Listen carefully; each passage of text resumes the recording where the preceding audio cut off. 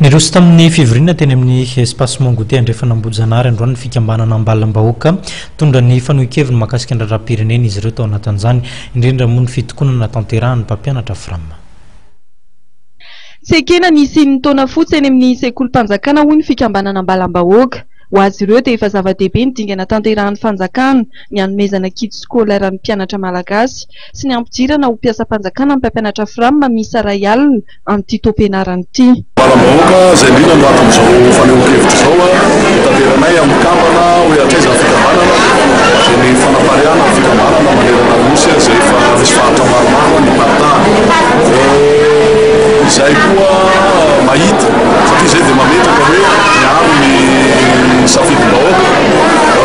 manoloana izay fiarovana safidim-bahoaka izay dia izay mahita amin'izao fotoana izao fakadisan'ny tona izay fiarovana izay safidim-bahoaka izay ohatra raha tsy tenitsika ny fisindrena grevy maro isan-karazany reny iara-mahita tokoa le izy ohatra aka ohatra satria io zao moa no tratrafarany eo dia miresaka filamity dia mamantika ny tenanay tokoa le izy satria hoe raha tamin'ny taona raika amby sivifolo no nanomboany zany atao hoe mpampianatra filamina zany izay nahatonga ny sodimy arivo fito alina io dia tamin'ity taona efatra amby folo sy roa arivo ity nakampahany betsaka tamin'izany fitaovam-panjakana izay ray alina no raisina mpampianatra filamina izy zay hoe raha hitahita tokoa maro dia fangatana hatramin'izay le hoe hidirana ho mpiasam-panjakana efa misy ampahany tsy tokony fisaorana velo avaly an'izany zavatra izany ary ho anay raha tena hoe fitiavan-tanindrazana tokoa le zavatra io izay hoe dimy taona ekena nampanantena filoham-pirenena ho raisina mpiasam-panjakana dolo mpampianatra frama fa filoham-pirenena dia mifanao kontrata amin'ny vahoaka fa dimy taona amin'ny fepon-taona hitondrasana izay zavatra izay dia io izay hoe raha ohatra ka